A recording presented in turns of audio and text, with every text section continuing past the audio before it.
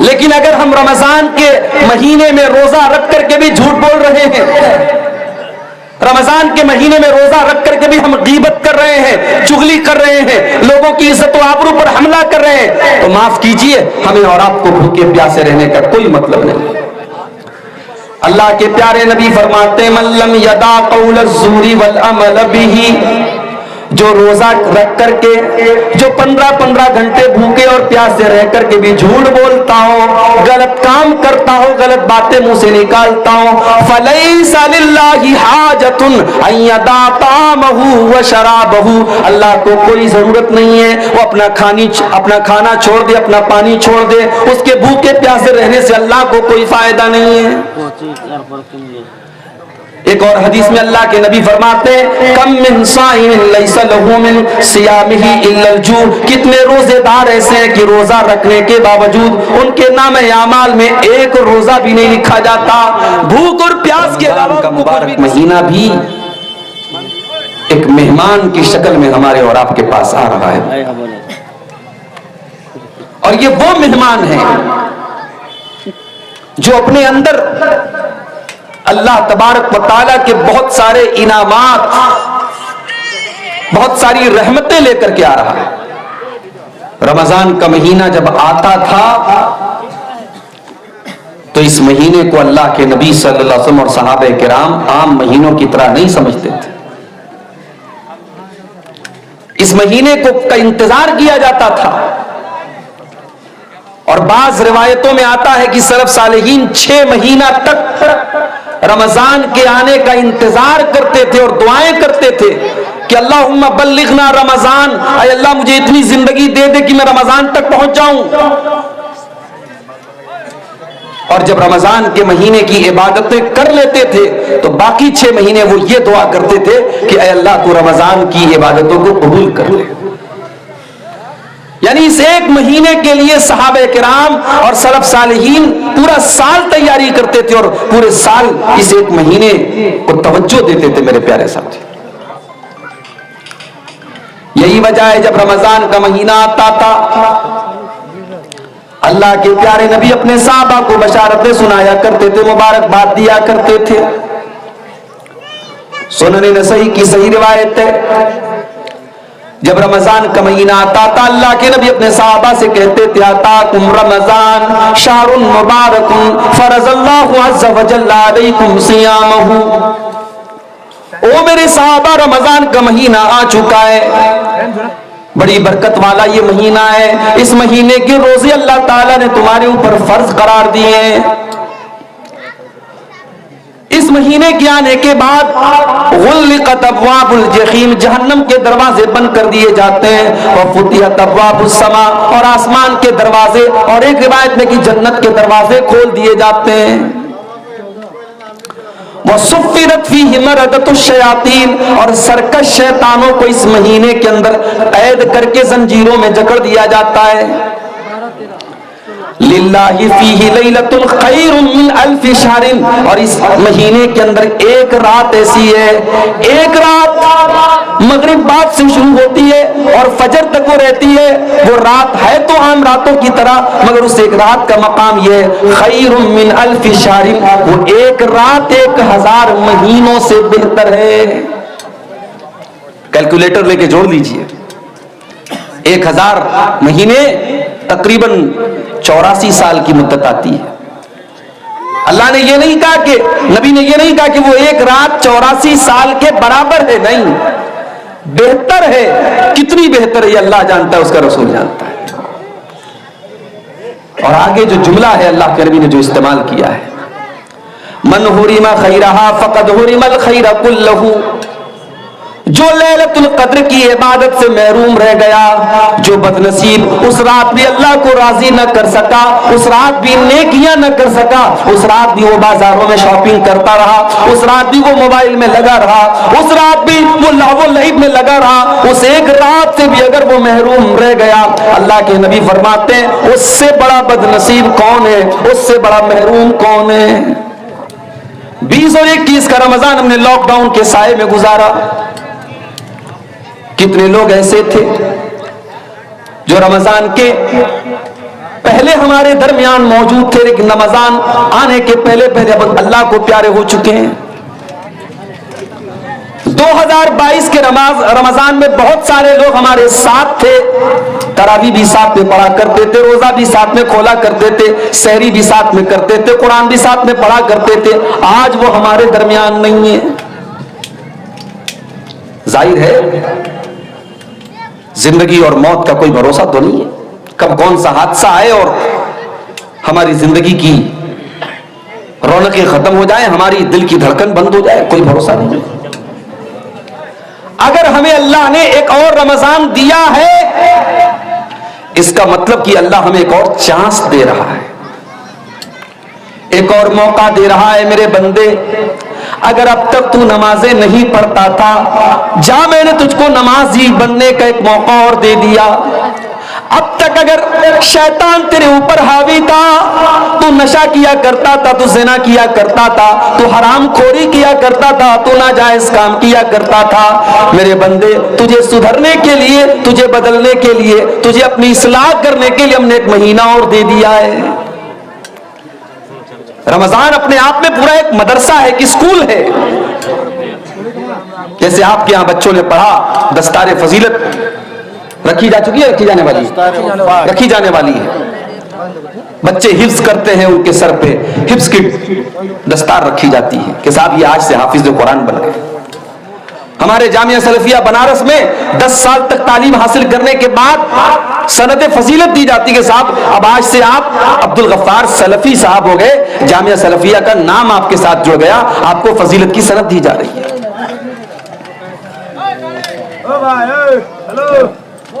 मदरसों और यूनिवर्सिटीज में डिग्री दी जाती है।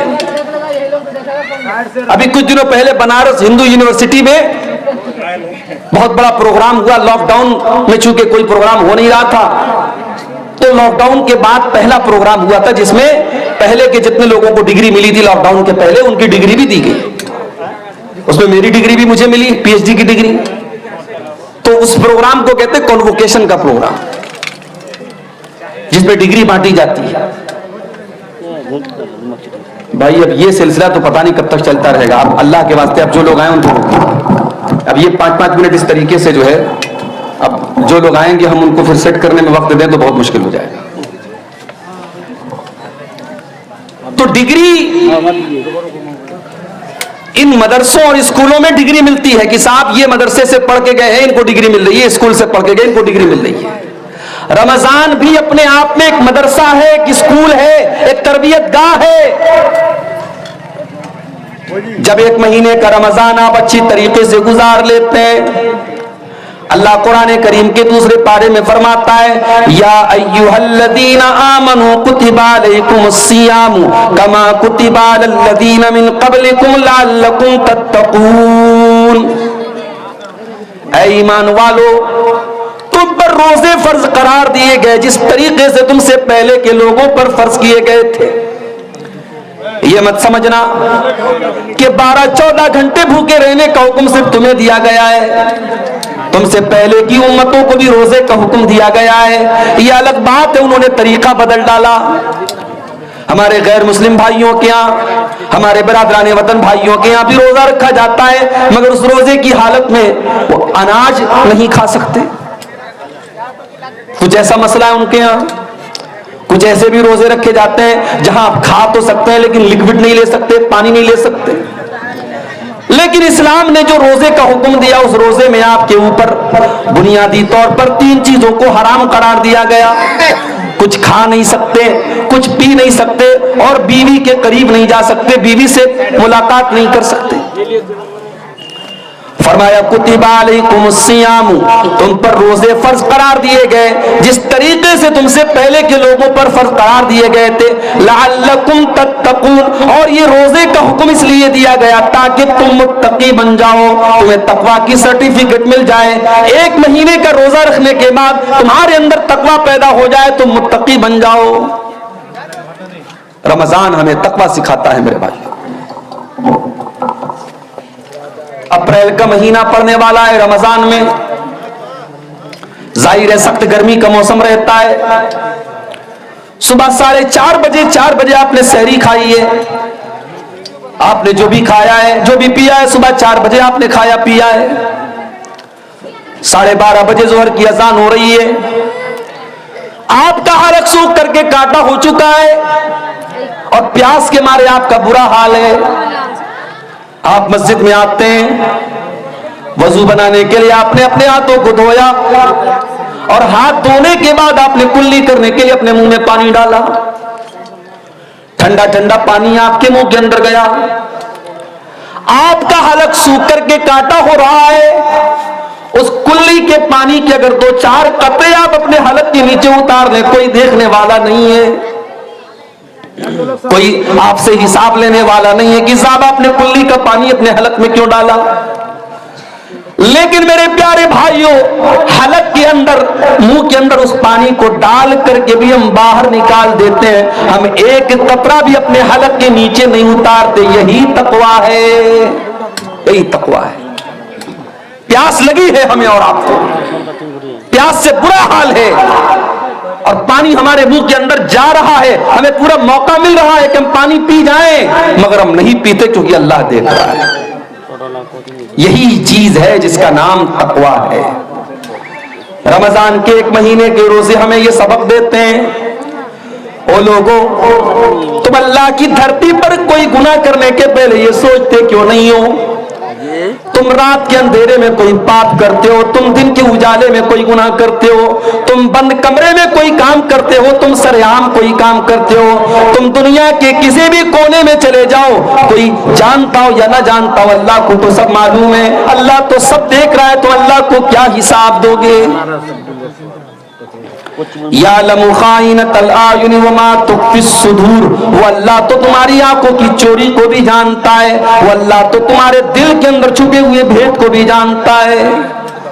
उस अल्लाह की कुदरत का तो ये हाल है कि हजरत लुकमान अपने बच्चे से कहते हैं, या बुनैया इन्नहा इन तकुम मिस्काल हब्बतिन मिन खरदलिन फतकुन फी सखरतिन औ फिस समावाति औ फिल अर्दि याति बिहल्लाह। ऐ मेरे बच्चे, एक राई के दाने के बराबर भी अगर कोई चीज होगी, किसी चट्टान के नीचे छुपी होगी, आसमानों में कहीं होगी, जमीन में कहीं होगी, याति बिहल्लाह, उस एक राई के दाने के बराबर की चीज को भी अल्लाह ताला सामने ले आएगा। अल्लाह का इतना, उसका इल्म ऐसा है, उसकी कुदरत ऐसी है। हजरत अब्दुल्ला बिन उमर रजी अल्लाह ताला अन्हु सफर में जा रहे थे। अब्दुल्ला बिन उमर सफर में जा रहे थे, रास्ते में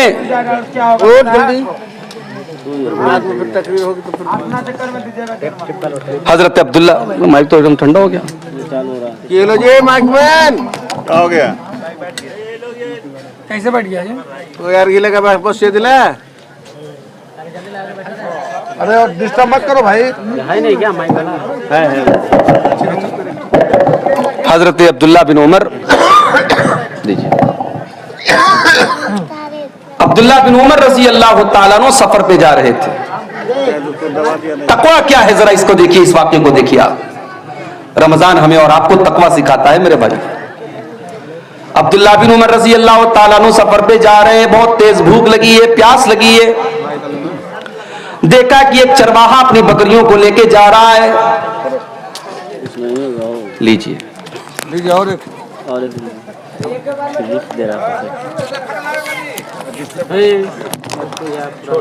आप मत लगाइए, इस बार लिंक ले लीजिएगा, लिंक ले लीजिए और मत लगाइए, लिंक ले लीजिएगा आप लोग। अब आप गौर कीजिए, बकरा, चरवाहा बकरियों को लेके जा रहा है। आप लोग इसको पीछे क्यों लगा दो, हाँ पीछे साइड। अब्दुल्ला बिन उमर रजी अल्लाह ताला अन्हु ने चरवाहा से कहा, इसको पीछे लगाना चाहिए। भाई मैं मुसाफिर हूँ, बहुत तेज मुझे प्यास लगी है, अपनी एक बकरी का दूध मुझे तू करके दे दो, मैं तुमको कीमत दे देता हूँ। चरवाहा बोला कि माफ कीजिएगा, ये बकरियां मेरी नहीं है, मेरा काम सिर्फ चराना है, मुझे इसकी सर्विस दी गई है, मैं आपको बकरियों का दूध नहीं दे सकता क्योंकि ये मेरी मिल्कियत नहीं है। आज हम और आपको शिकायत होती है ना कि सरकारी ऑफिसों में लोग रिश्वत लेते हैं। क्यों लेते हैं? करप्शन क्यों है? भ्रष्टाचार क्यों है? बदनुमानी क्यों है? सबकी बुनियाद यही है मेरे प्यारे भाइयों, तकवा नहीं है, अल्लाह का डर नहीं है। वो चरवाहा, उसने कोई डिग्री हासिल नहीं की है, कोई पढ़ा लिखा इंसान नहीं है वो, मगर उसे पता है कि सही क्या है और गलत क्या है। उसने कहा माफ कीजिए, मैं इन बकरियों का दूध आपको नहीं पिला सकता, मुझे इसकी अथॉरिटी हासिल नहीं। अब्दुल्ला बिन उमर ने देखा एक चरवाहे के अंदर इतना अल्लाह का डर कैसे पैदा हो गया। आपने ऑफर किया उसको आजमाने के लिए, उसके तकवा का इम्तिहान लेने के लिए आपने एक ऑफर किया।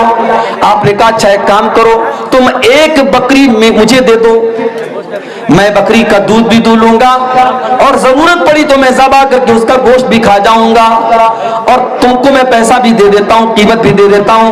अब तुम्हारा मालिक अगर सवाल करे तो तुम कह देना कि रास्ते में भेड़िया आया था और एक बकरी को लेके चला गया।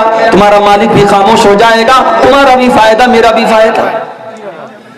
ये ऑफर पेश किया अब्दुल्ला बिन उमर रजी अल्लाह तआला अन्हु ने। अब जरा रिवायत के अल्फाज सुनिएगा।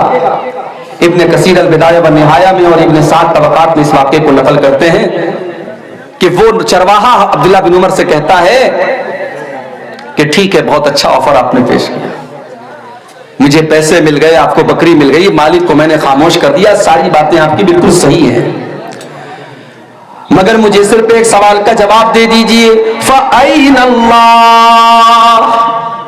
मालिक तो मेरा मुतमईन हो गया, आप भी खुश हो गए, मैं भी खुश हो गया, लेकिन अल्लाह ताला को मैं क्या जवाब दूंगा, मैं अल्लाह को क्या हिसाब दूंगा?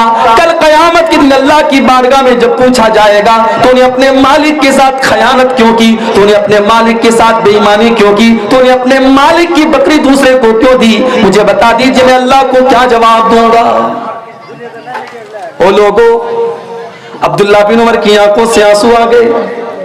एक देहाती चरवाहे के अंदर, एक मामूली से चरवाहे के अंदर अल्लाह का इतना डर मौजूद है। उस मालिक, उस चरवाहे के मालिक का पता लगाया, इसका मालिक कौन है, और मदीना के अंदर आकर के उसकी कीमत अदा करके उसको आजाद करवाया।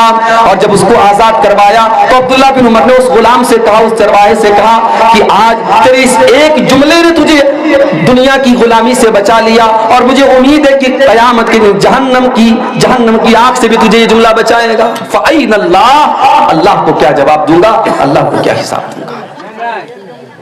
रमजान का महीना यही ट्रेनिंग हमें देता है मेरे प्यारे साथी, और बड़े बदनसीब हैं वो लोग जो भूखे और प्यासे रहने का मतलब समझते हैं रमजान का महीना। बहुत सारे लोगों को समझ में आता है रमजान का मतलब भूखे रहना है, प्यासे रहना। माफ कीजिए, हमारे भूखे रहने से अल्लाह को कोई फायदा नहीं, न हमारे प्यासे रहने से अल्लाह को कोई फायदा नहीं। वो तो मेडिकल साइंस भी कहती है कि रोजा हम अपने फायदे के लिए रखते हैं, उसमें हमारा फायदा है, उसमें अल्लाह का नऊजुबिल्लाह कोई फायदा नहीं है। लेकिन अगर हम रमजान के महीने में रोजा रख करके भी झूठ बोल रहे हैं, रमजान के महीने में रोजा रख करके भी हम गीबत कर रहे हैं, चुगली कर रहे हैं, लोगों की इज्जत व आबरू पर हमला कर रहे हैं, तो माफ कीजिए, हमें और आपको भूखे प्यासे रहने का कोई मतलब नहीं। अल्लाह के प्यारे नबी फरमाते हैं, मल्लम यदा कौल ज़ूरी वल अमल बिही, जो रोजा रख करके, जो 15-15 घंटे भूखे और प्यासे रह करके भी झूठ बोलता हो, गलत काम करता हो, गलत बातें मुंह से निकालता हो, फलैसा लिल्लाहि हाजतुन अन यदा तामहु व शराबहु, अल्लाह को कोई जरूरत नहीं है वो अपना खाना छोड़ दे, अपना पानी छोड़ दे, उसके भूखे प्यासे रहने से अल्लाह को कोई फायदा नहीं है। एक और हदीस में अल्लाह के नबी फरमाते हैं, कम मिन साइमिन लैसा लहू मिन सियामिही इल्लल जू, कितने रोजेदार ऐसे हैं कि रोजा रखने के बावजूद उनके नामे आमाल में एक रोजा भी नहीं लिखा जाता, भूख और प्यास के अलावा उनको कुछ भी नसीब नहीं होता।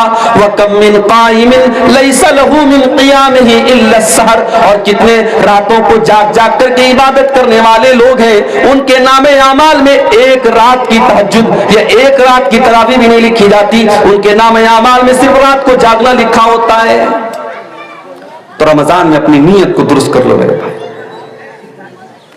और अपने नौजवान साथियों से एक बात कहना चाहूंगा, हो सके, पॉसिबल है अगर हम और आप चाहें तो, हो सके तो 1 महीना थोड़ा मोबाइल से दूरी बना के रखो। इस मोबाइल ने, अल्लाह की कसम खा के कहता हूं, इस मोबाइल ने आज हमारी नेकियों को बर्बाद कर दिया है। हाजियों के हज बर्बाद कर दिया है, उम्रे करने वालों के उम्रे बर्बाद कर दिया है, सदका खैरात करने वालों के सदका खैरात को इस मोबाइल ने आज बर्बाद कर दिया है। आप पूछेंगे वो कैसे? आइए मैं एक हदीस आपको सुना देता हूं, हदीस सुन लीजिए, आपको बात समझ में आ जाएगी कि मोबाइल किस तरीके से हमारी नेकियों को खा रहा है। इब्ने माजा की सही रिवायत है, हजरत सौबान रज़ी अल्लाह तआला अन्हु हदीस के रावी, अल्लाह के प्यारे नबी फरमाते हैं सल्लल्लाहु अलैहि वसल्लम, लअलमन्ना अक़वामम मिन उम्मती यातूना यौमल क़ियामति बिहसनातिन अमसाल जिबाल तिहाम तबीदन। मैं अपनी उम्मत के ऐसे लोगों को जानता हूं जो क़यामत के दिन तिहामा की पहाड़ियों के बराबर नेकी लेकर के आएंगे। नबी ने नेकी का नाम नहीं लिया, पहाड़ों के बराबर नेकी लेके आएंगे। अब जितनी नेकी हम और आप जिसको नेकी समझते हैं उसको आप यहां पे मेंशन कर दीजिए, जिक्र कर दीजिए। नमाज है, रोजा है, तिलावत है, अल्लाह का जिक्र है, सदका खैरात है, हज है, उम्रा है, पहाड़ों के बराबर नेकी लेकर के आएगा। फयजअलुहुल्लाहु अज़्ज़ व जल्ल हबाअन मंसूरा, पहाड़ों के बराबर नेकियां लेकर के आएगा, लेकिन अल्लाह ताला उसकी नेकियों को रेजा रेजा कर देगा, हवा की तरह उड़ा देगा। उसकी एक नेकी भी अल्लाह ताला क्यों कबूल नहीं की जाएगी। सहाबा डर गए, पहाड़ों के बराबर नेकी लेके आ रहा है और एक भी नेकी उसके काम नहीं आ रही। सहाबा डर गए। हजरत सौबान रज़ी अल्लाह तआला ने फौरन कहा, ऐ अल्लाह के नबी, सिफ़हुम लना वजल्लिहिम लना, सिफ़हुम लना वजल्लिहिम लना। ऐ अल्लाह के प्यारे नबी, क्या बात है माइक कुछ गड़बड़ हो गया क्या? सिफ़हुम लना वजल्लिहिम लना, ऐ अल्लाह के नबी, उन बदनसीबों के बारे में आप खुल करके बता दीजिए। वो कौन बदनसीब लोग होंगे जो नेकियों का पहाड़ लेकर के आएंगे मगर उनकी नेकियों को अल्लाह ताला बर्बाद कर देगा। और अल्लाह के नबी आप खुल करके बता दीजिए ताकि हम उनमें से ना हो जाएं। सहाबा ने ये नहीं कहा कि ऐ अल्लाह के नबी वो कौन लोग होंगे, जरा बता दीजिए ताकि हम उनके ऊपर फतवा लगा दें। आज हमारा और आपका मिजाज क्या है, हम दूसरों पर फतवा लगाते हैं, पहले अपने गरेबान में झांकने की हमें तौफीक नहीं मिलती, हम दूसरों पर फतवा लगाते हैं। सहाबा ने कहा अल्लाह के नबी हमें बताइए हम उनमें से ना हो जाए।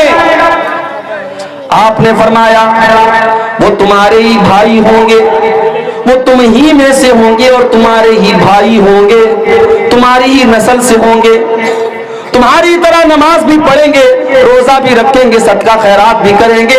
वलाकिन्नहुम इज़ा खलू बिमहारिमिल्लाहि इंतहकुहा, बस एक बात की कमी होगी, बस एक चीज की कमी होगी, जब वो अकेले में होंगे, जब वो तन्हाई में होंगे, जब वो खलवत में होंगे तो वो हराम कामों का इर्तिकाब करेंगे, वो नाजायज काम करेंगे, वो आंखों का ज़िना करेंगे, वो हाथों का ज़िना करेंगे, वो नाजायज और हराम काम करेंगे। वो बज़ाहिर तो बड़े नेक होंगे, बज़ाहिर तो बड़े रोजेदार होंगे, वो लोगों के सामने तो बहुत नेक और बहुत परहेजगार होंगे, लेकिन अकेले में उनसे बहुत सारे गुनाह सरजद होंगे। आज मोबाइल ने उसी मकाम पर हमको लाके खड़ा कर दिया है मेरे भाई। रात के 12 बजे नौजवान लड़का खेतों में निकल करके किससे बात कर रहा है क्या हम नहीं जानते? रात को 2 बजे जवान लड़की किसी से चुपके चुपके फोन पर बात कर रही है, किससे बातें कर रही है हमें अंदाजा नहीं है। मेरे प्यारे साथियों, इस मोबाइल ने आज बच्चों से उनका बचपन छीन लिया। इस मोबाइल ने आज बूढ़ों के बुढ़ापे और बुजुर्गी के तकद्दुस को खत्म कर दिया। इस मोबाइल ने आज वो हालात पैदा कर दिए कि मस्जिद के अंदर नमाज हो रही है, इमाम साहब कुरान की तिलावत कर रहे हैं और मोबाइल की रिंग बज रही है, गाना बज रहा है। कभी किसी ने तसव्वुर नहीं किया था कि मस्जिद के अंदर गाना बजेगा। इस मोबाइल ने वो हालात भी लाके पैदा कर दिए। तो इस मोबाइल को अपनी मग़फ़िरत के रास्ते में रुकावट बनने मत दो मेरे भाई। अगर अल्लाह ने 1 महीना आपको दिया है अपने आप को बख्शवाने का, तो इस मौके को इस मोबाइल की वजह से चूकने मत दो। कोशिश करो, मैं ये नहीं कहता कि आप मोबाइल बंद कर दो, करना चाहो तो वो भी कर सकते हो भाई। बहुत बड़े कारोबारी हैं आप, लेकिन अगर आप चाहें 1 महीना मोबाइल का इस्तेमाल कम कर सकते हैं। मुंबई की सरजमीन पर आपसे बड़े बड़े बिजनेसमैन लोग रहते हैं। मुंबई में एक जगह मैं गया, रमजान का महीना था, एक नौजवान शख्स इत्तिकाफ में बैठा हुआ था। मुझे वहां के लोगों ने बताया, मौलवी साहब ये जो इत्तिकाफ में बैठे हैं आप जानते कौन है? कहने लगे ये करोड़पति आदमी है, करोड़ों का बिजनेस है इसका, मगर हर साल ये रमजान के आखिरी अशरे में इत्तिकाफ में बैठता है और अपना मोबाइल दूसरों को दे करके, अपने यानी जो उसके अंडर में काम करते हैं, जो मुलाजिम होते हैं, उनको दे के जाता है। अपने पास एक पर्सनल मोबाइल छोटा सा लेके जाता है कि कभी घर वालों से कोई जरूरत पड़ी तो बात कर ले, और ये 10 दिन वो अल्लाह की इबादत में गुजारता है। करना चाहो तो मेरे प्यारे प्यारे भाइयों बहुत कुछ है। रमजान का महीना अल्लाह की तरफ से एक तोहफा है बख्शवाने के लिए, और बड़े बदनसीब हैं वो लोग जो इस तोहफे की कदर न करें। अल्लाह के नबी मिंबर के ऊपर चढ़ रहे हैं, पहली सीढ़ी पर आपने कदम रखा, फरमाया आमीन। दूसरी सीढ़ी पर कदम रखा, फरमाया आमीन। तीसरी सीढ़ी पर कदम रखा, फरमाया आमीन। सही तरगीब व तरहीब की रिवायत है, आपने मिंबर की 3 सीढ़ियों पर कदम रख करके आमीन कहा। साहबा को बड़ी हैरत हुई, अरे अल्लाह के नबी क्या बात है, आपने बार बार आज आमीन क्यों कहा? आपने फरमाया, जब मैंने मिंबर की पहली सीढ़ी पर कदम रखा, जिब्रील अमीन ने बद्दुआ की, रगीमा अनफु रजुलिन अदरक रमजान फलम युगफर लहू, उस इंसान के लिए बर्बादी हो जिसने रमजान का महीना तो पाया मगर अपनी बख्शिश न करवा सका। रमजान का महीना मिला और उसकी बख्शिश ना हो सकी, बर्बादी हो उस इंसान के लिए। जिब्रील ने बद्दुआ की, मैंने आमीन कहा। दूसरी सीढ़ी पर कदम रखा, जिब्रील अमीन ने बद्दुआ की, रगीमा अनफु रजुलिन अदरक इंदहुल किबरा वालिदाहु, उसके वालिदैन बुढ़ापे को पहुंच गए, उसने अपने माँ बाप को बुढ़ापे की हालत में पाया, फलम युगफर लहू, और अपनी बख्शिश न करवा सका। माँ बाप उसको बुढ़ापे में मिले, उनकी खिदमत करके अपने आप को जन्नत का हकदार न कर सका, उस बदनसीब इंसान के लिए बर्बादी हो। जिब्रील ने बद्दुआ की और प्यारे नबी ने आमीन कही। और मिंबर की तीसरी सीढ़ी पर जब आपने कदम रखा, कहा कि जिब्रील ने बद्दुआ की, रगीमा अनफु रजुलिन ज़ुकिरतु इन्नहु फलम युसल्ली अलैया, बर्बादी हो उस इंसान के लिए जिसके सामने उसके प्यारे नबी जनाब मुहम्मदुर रसूलुल्लाह सल्लल्लाहु अलैहि वसल्लम का नाम लिया गया और उसने दरूद नहीं पढ़ा, कम से कम सल्लल्लाहु अलैहि वसल्लम तक उसने नहीं पढ़ा, उसके लिए भी आपने बर्बादी की बद्दुआ की। आपके गांव में जब मैं आया, मैंने ईदगाह की नजर आई, मैंने लोगों से पूछा, माशाल्लाह बड़ी अच्छी ईदगाह है। लोगों ने बताया ईदगाह तो बहुत अच्छी है मौलवी साहब, लेकिन हमारे यहाँ औरतों के लिए अरेंजमेंट नहीं है। मौलवी साहब मस्जिद बड़ी शानदार है, 3 मंजिल की मस्जिद है हमारे यहाँ, मगर जुमा की नमाज में औरतों के लिए हमारे पास कोई इंतजाम नहीं है। अल्लाह के यहाँ जवाब देने के लिए तैयार रहना मेरे भाई। अल्लाह पूछेगा कि मेरे बंदो, तुम्हारे घर की औरतों को बिगाड़ने के लिए जिस दौर में टीवी के सीरियल मौजूद थे, यूट्यूब के वीडियो मौजूद थे, इंस्टाग्राम मौजूद था, व्हाट्सएप मौजूद था, फेसबुक मौजूद था, तुमने अपने घर की औरतों की इस्लाह करने के लिए क्या रास्ता अपनाया? आप कहेंगे अल्लाह ताला हमने साल में एक बार जलसा करा दिया। जब आपके घर की औरतों को दीन से दूर करने वाली चीजें 24 घंटे पेश की जा रही हैं, तो साल का 1 दिन का जलसा, 1 रात का जलसा मेरे भाइयों काफी नहीं है, ये बात याद रखिए। जुमा की नमाज में आप औरतों का इंतजाम नहीं रखते। मैं अपने यूपी में बनारस में जाके कहूं तो लोग हैरत करेंगे कि क्या अहले हदीसों के यहां भी ऐसा हो रहा है, लेकिन आपके बिहार और बंगाल में हो रहा है। यानी मिजाज ही नहीं है साहब। मस्जिदें हैं, शानदार मस्जिदें हैं, गांव वाले करोड़ों के मालिक हैं, चाहे तो उसमें औरतों का इंतजाम कर सकते हैं, उनकी एंट्री अलग हो सकती है, उनका रास्ता अलग हो सकता है, चाहे तो सब कुछ हो सकता है, मगर हम चाहते ही नहीं। बंगाल के कितने इलाकों में गया, अहले हदीसों की मस्जिदों में 2-2 अजान हो रही है साथ जुमा के दिन। मैंने पूछा ऐसा क्यों हो रहा है? बोले मौलवी साहब एक जमाने से होता चला है। मैंने कहा तब हमें अपने आप को अहले हदीस नहीं कहना चाहिए, हमें अपने आप को अपने बाप दादा का मुकल्लिद कहना चाहिए, मुकल्लिद। अरे हमने अहले हदीसियत इसीलिए कबूल की है, हम किसी की तकलीद नहीं करते। जब हमने इमाम अबू हनीफा, इमाम मालिक, इमाम शाफई और इमाम अहमद इब्न हंबल जैसे बड़े बड़े इमामों की तकलीद नहीं की, तो अपने बाप दादा की तकलीद करेंगे।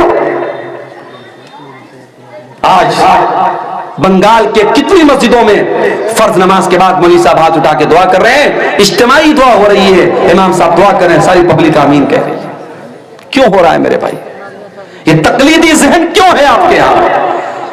रमजान का महीना आ रहा है, कम से कम आप अपनी मस्जिदों में औरतों के लिए इंतजाम कराओ मेरे भाई। मैं आपकी गैरत को जगा रहा हूं।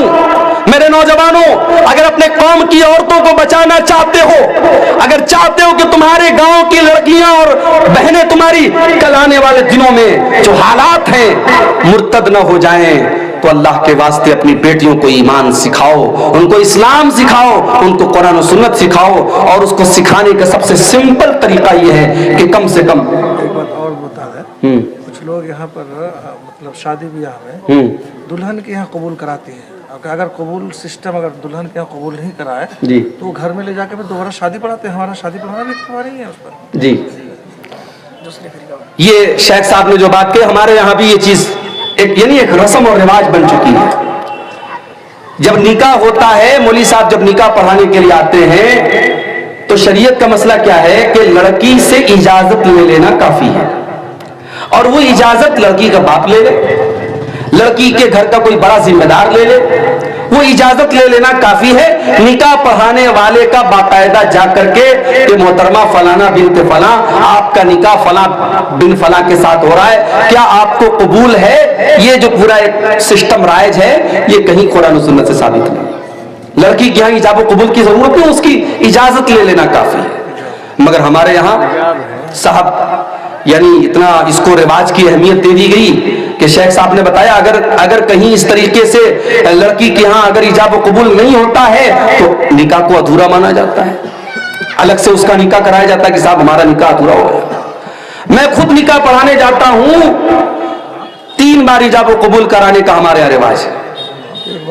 अगर मैंने एक बार करा दिया तो साहब पीछे से आवाजें आने लगती, मौलवी साहब थोड़ा 1-2 बार और करा दीजिए। मैंने कहा अरे दूल्हे ने बोल दिया, आप सबने सुन लिया, मैं बहरा नहीं, आप बहरे नहीं, जरूरत क्या है? लेकिन रिवाज है, हमने रिवाजों को अपनी गर्दन पे टांग के रखा है। उसमें कहा है कि चीज अपनाने के लिए एक बार ही काफी है, लेकिन तोड़ने के लिए 3 बार करनी पड़ती है जी। तो रस्म रिवाज जो आपने लाद के रखे हैं उनको हटाइए मेरे भाई। आज यूपी के गाजीपुर के इलाके में गांव है, 12 गांव, कभी आपको मौका मिले तो जरूर जाइएगा। पूरा गांव अहले हदीस का गांव है, पूरा गांव पढ़े लिखों का गांव है। पुलिस में और आर्मी की सर्विस में वहां 70% लोग आपको मिल जाएंगे, पढ़े लिखे लोगों का गांव है।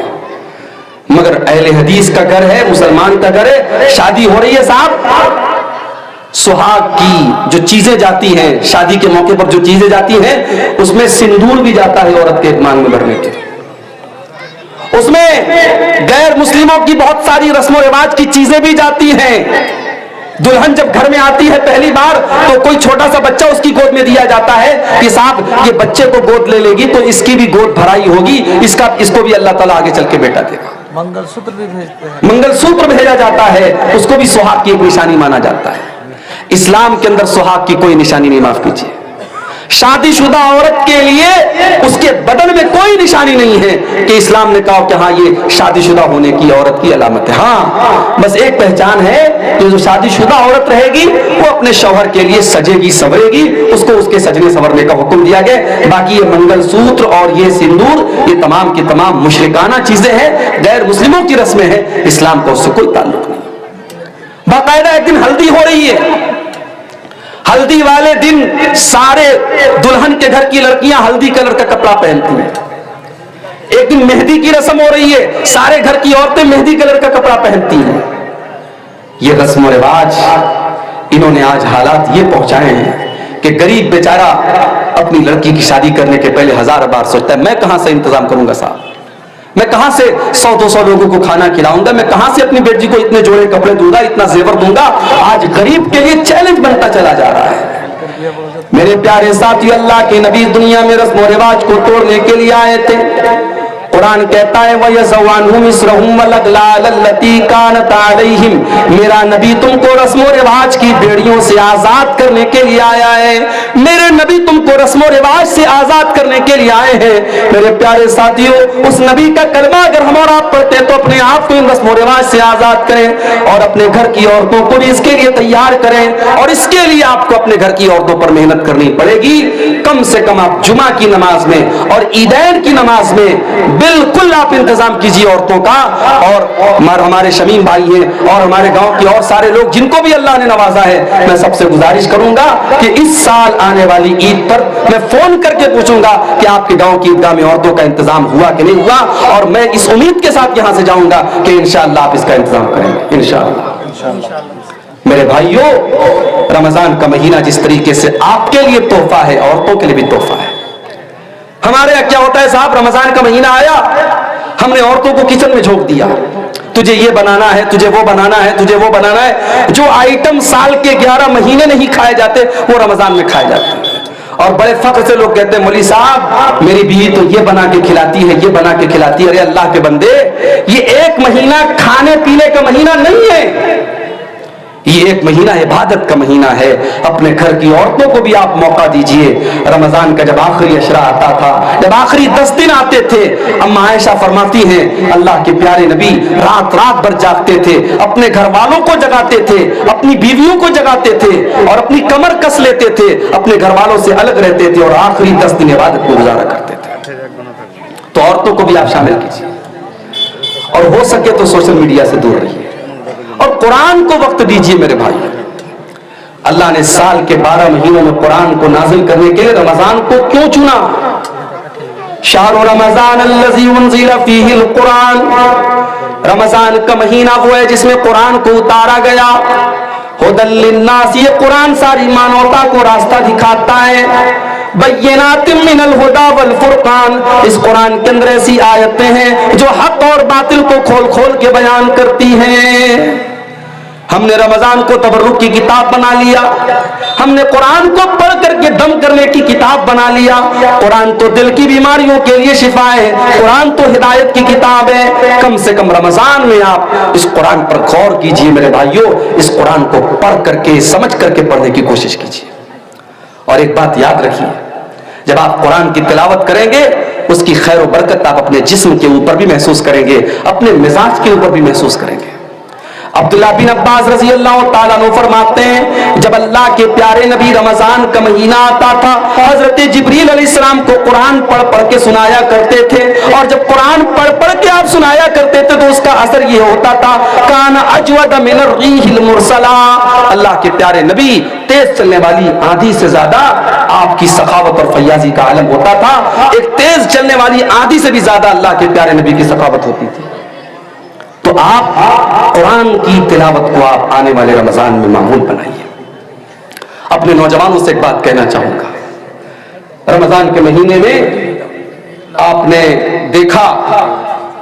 देखा होगा कि बहुत सारे नौजवान दिन में तो माशाअल्लाह रोजा रखते हैं, रात में बैठ करके मोबाइल पर उल्टी सीधी चीजें देखते हैं। रमजान का दिन जैसे बरकत वाला दिन है वैसे रात उसकी बरकत वाली है। अगर आप रमजान के दिन में अपने आप को गुनाहों से बचा के रखते हैं मेरे भाइयों, तो रमजान की रातों को भी अपने आप को गुनाहों से बचा के चलिए। अरे हम और आप खुशनसीब है, हमें रमजान मिला है। जो लोग हमसे पहले दुनिया से चले गए, अल्लाह ने हमको और आपको एक मौका दिया है कि हमें अल्लाह ने एक और रमजान दिया है। नबी अकरम का दौर है, हजरत तलहा रजी अल्लाह ताला अन्हु फरमाते हैं नबी अकरम के दौर में 2 लोग थे, दोनों साथ में इस्लाम लाए। और यही वाकया सुना करके बात खत्म करूंगा क्योंकि मुझे भी फौरन कटिहार निकलना है। 2 भाई थे नबी के दौर में, दोनों भाइयों ने साथ में इस्लाम कबूल किया, लेकिन एक भाई दीन के मामले में ज्यादा एक्टिव था और दूसरा उसके मुकाबले में थोड़ा कम एक्टिव था। एक ज्यादा मेहनती था, एक कम मेहनती था, दोनों ने साथ में इस्लाम कबूल किया था। हजरत तलहा कहते हैं कि एक भाई का अल्लाह की राह में शहादत हो गई, शहीद हो गया, वो जंग करते हुए शहीद हो गया। दूसरा भाई उसके 1 साल के बाद अपनी नॉर्मल मौत के जरिए उसका इंतकाल हुआ, नॉर्मल उसकी डेथ हुई, तभी मौत को मरा। एक अल्लाह की राह में शहीद हो रहा है जो मेहनती था, जो थोड़ा कम मेहनती था वो 1 साल के बाद अपनी नॉर्मल मौत के जरिए उसका इंतकाल होता है। बड़े गौर से सुनिएगा, इस वाकये के जरिए मैं ये साबित करूंगा कि हम और आप खुशनसीब है कि हमें एक और रमजान मिला है। जब दोनों लोगों का इंतकाल हो गया, हजरत तलहा रज़ी अल्लाह ताला अन्हु फरमाते हैं कि मैंने ख्वाब देखा, ख्वाब में मैंने देखा कि जन्नत से एक फरिश्ता निकला और उसने उन दोनों भाइयों में से जिस भाई का इंतकाल बाद में हुआ था उसको पहले वो जन्नत में लेके गया, उसके बाद वो फिर वापस आया और जिसका इंतकाल पहले हुआ था, जो दीन के मामले में मेहनती था, जो अल्लाह की राह में शहीद हुआ था, उसको वो बाद में जन्नत में लेके गया। और फिर वो फरिश्ता मेरे पास आया और मुझसे कहा कि तेरे अभी जन्नत में जाने का टाइम नहीं आया है। उसके बाद हजरत तलहा कहते मेरी नींद खुल गई। अब जब मैंने अपना ये ख्वाब सहाबा के सामने बयान किया तो सहाबा को बड़ी हैरत हुई कि ऐसा कैसे हो सकता है, अल्लाह की राह में शहीद होने वाला और अल्लाह के दीन के लिए ज्यादा मेहनत करने वाला इंसान बाद में जन्नत में जा रहा है, और जो उसके मुकाबले में कम मेहनत करता था और जिसका इंतकाल भी नॉर्मल तरीके से हुआ है वो पहले जन्नत में जा रहा है। ये बात सहाबा ने कहा हमको समझ में नहीं आ रही। जब ये मामला अल्लाह के प्यारे नबी जनाब मोहम्मद रसूलुल्लाह सल्लल्लाहु अलैहि वसल्लम के सामने आया, आपने फरमाया कि क्या तुम्हें ताज्जुब हो रहा है तलहा के ख्वाब के ऊपर? साहबा ने कहा ताज्जुब हो रहा है।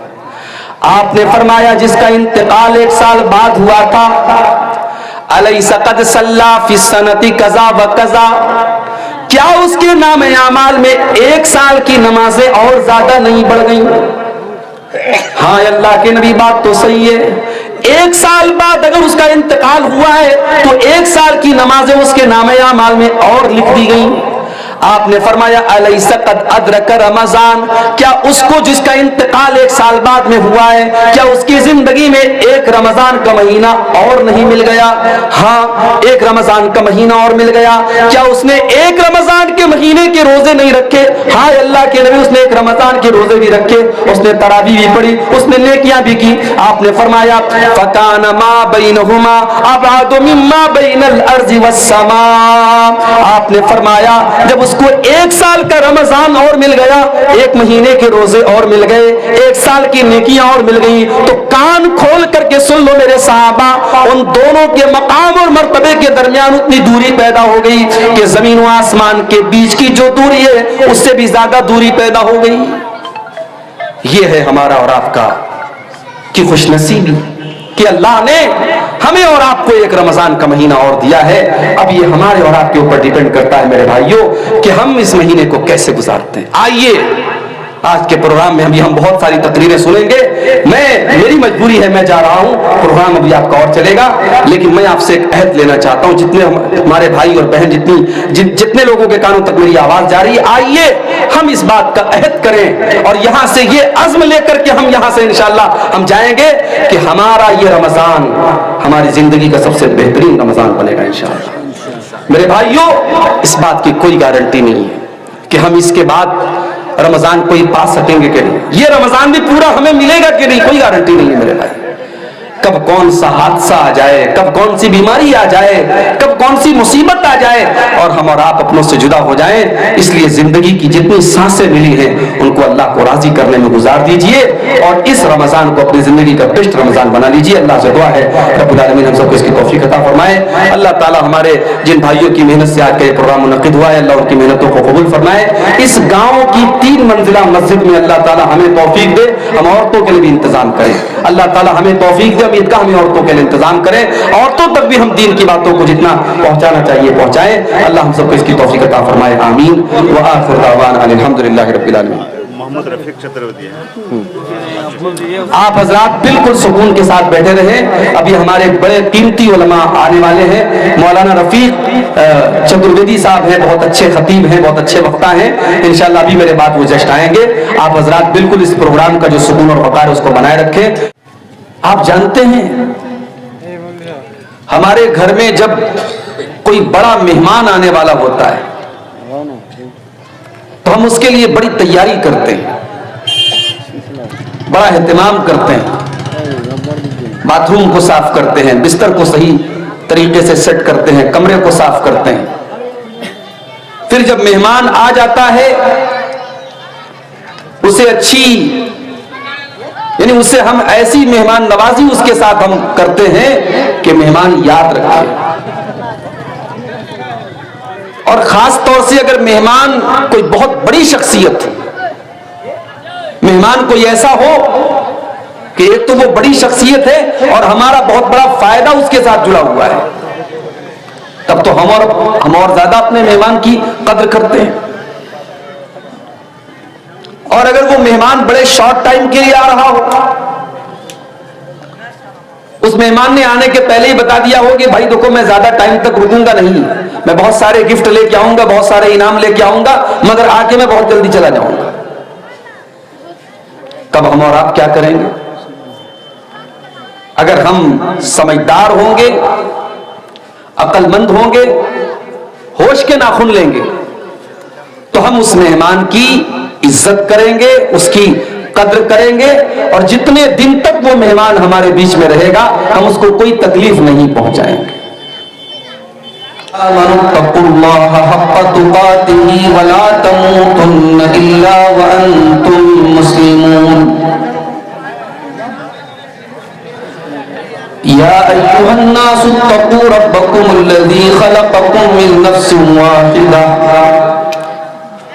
वख़लक़ मिन्हा ज़ौजहा वबत्थ मिन्हुमा रिजालन कसीरन वनिसाअ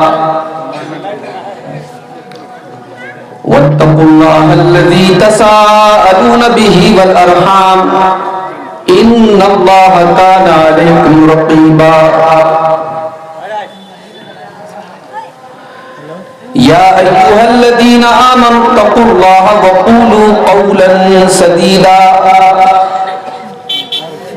युस्लिह लकुम अअमालकुम व यग़फिर लकुम ज़ुनूबकुम व मन युतिइल्लाह व रसूलहु फ़क़द फ़ाज़ फ़ौज़न अज़ीमा।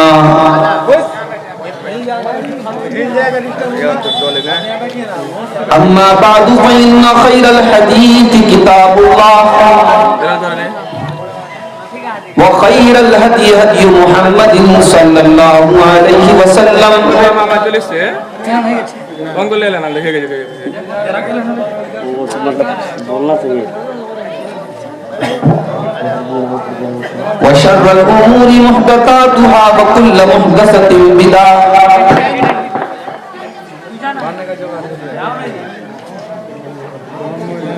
आप लोग बातचीत बंद कीजिए भाई।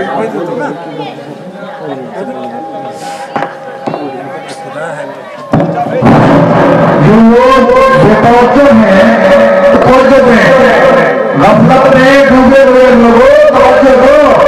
एक बार कहा जाता है कि जनाब मौलाना अब्दुल गफ्फार सलफी साहब स्टेज पर जलवा फरोज है, इसलिए आप लोग काम धाम छोड़कर आप स्टेज की तरफ तशरीफ लाए, उसके बावजूद गफलत में पड़ने वाले और नहीं हुआ है। ये मेरे दूसरा मसला को कहा है।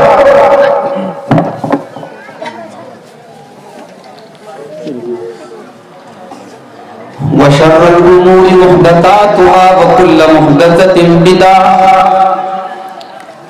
व कुल्लु बिदअतिन ज़लालह व कुल्लु ज़लालतिन फिन्नार। अऊज़ु बिल्लाहि मिनश शैतानिर रजीम। बिस्मिल्लाहिर रहमानिर रहीम।